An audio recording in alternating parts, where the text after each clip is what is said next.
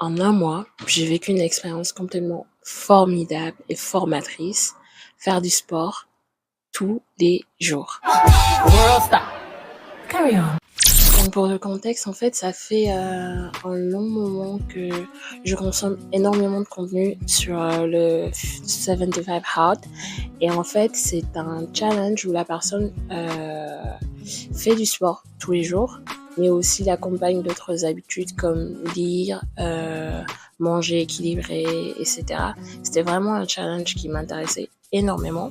Donc je me suis dit que l'idée la plus intéressante et certainement la plus intelligente serait d'en faire moi et de réduire également le temps du challenge, de faire plutôt à la place 35 days soft en faisant du sport tous les jours. Let's go.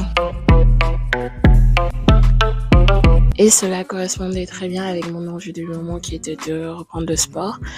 Et ça faisait en fait un petit moment que j'avais laissé de côté la pratique sportive. Et de façon très très simple, en une après-midi, je me suis dit, bon, tu sais quoi, va t'inscrire à la salle. Vous aussi, vous attendez l'ouverture de Fitness Park? Non, moi je suis coach. Et donc, on est dimanche, 31 mai.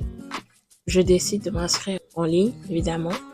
Et le lendemain, un 1er juin, donc ça m'a arrangé aussi très très bien, je commence le challenge.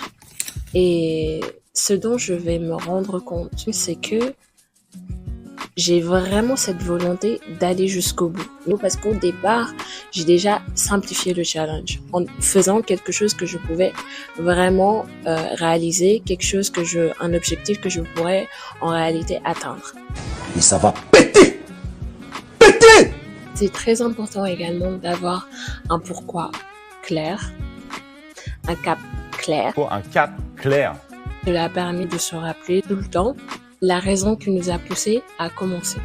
Et une fois qu'on a ces deux éléments, une simplification des process, un pourquoi clair, j'allais dire un cap clair, bref, vous aurez compris, cela mène d'une certaine façon, je dirais même inéluctablement, à plus de facilité à tenir ses engagements et plus de discipline.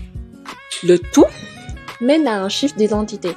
Donc, on rentre là dans ce qu'on pourrait appeler un cercle vertueux. Oh my God! Wow! Et c'est ce qui m'est arrivé en réalité durant ce challenge.